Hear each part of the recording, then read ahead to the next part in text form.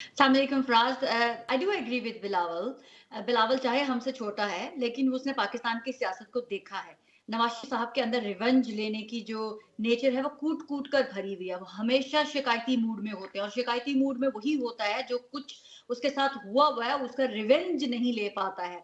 तो वो शिकायतें तभी करता है कि मैं ये करना चाहता हूँ, ये मेरे साथ हुआ। तो वो देखिए, आप नैगिंग तभी करते हैं जब आपकी कुछ नहीं सुनी जा रही, जब आपका शिकवे खत्म नहीं हो रहे होते, जब हुँ। आप समझ रहे होते हैं कि आपकी साथ हुई ज्यादतियों का अजाला नहीं हुआ जा रहा। तो मियां मोहम्मद नवाज साहब ने बारहा, अगर वो लंदन में थे तब भी, उनकी पिछली हुकूमतें चली गई तब भी, आप देखें वो कंटिन्यूसली से वो नैग करते हैं। और अभी भी जब वो पाकिस्तान में लैंड किया तब भी उन्होंने नैग किया, और अभी वेरी रिसेंट उन्होंने फिर 5 जजेस के बारे में नैग करना शुरू किया। हाँ, अब उन्होंने हमारे जर्नल्स को बीच में से फॉर व्हाइल निकाल दिया है। उनको लगता है, आप mark my word, Nawaz Sharif साहब जब इक्तदार में अगर आ जाते हैं, उनको पीएमशिप की कुर्सी मिल जाती है, वो रिवेंज लेंगे।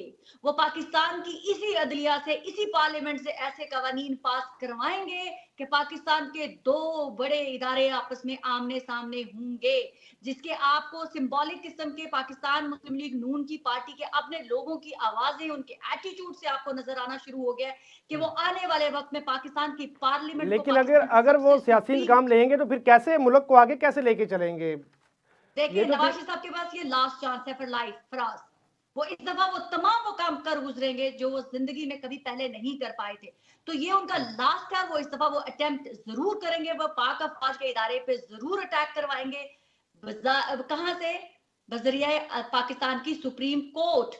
अभी आपने ख्वाजा आसिफ का एक स्टेटमेंट सुना, ये वही ख्वाजा आसिफ है जो कहते थे हमने बाजवा को देके बिल्कुल ठीक किया एक्सटेंशन, अब वो वक्त की जरूरत थी, कौमी मफाद में था, नवाज शरीफ साहब ने कुरान पे हक लिया था। अब वो कल कह रहे हैं हमें तो, मुझे तो ये भी नहीं लगता था कि ये डिजर्व करते थे आर्मी चीफ बनना, और उनको एक्सटेंशन नहीं देनी चाहिए थी, उस काबिल ही नहीं था कि वो आर्मी चीफ बनता। मतलब नवाज शरीफ सारे नाहल लोगों को हमारे पाकिस्तान के ऊपर मुसल्लत करते रहे। इसका मतलब है हुँ। जो अभी जो जनरल आसिम मुनीर है हमारे, इतने काबिल सोल्जर है, कल कला को इनकी मर्जी के मुताबिक काम नहीं करते तो ये फिर आके कहेंगे कि ये तो इस पोजीशन के काबिल भी नहीं थे, इनको तो बनाना ही नहीं चाहिए था। तो ऐसे किस्म की जो एक माइंडसेट देखे नहीं बदल सकता।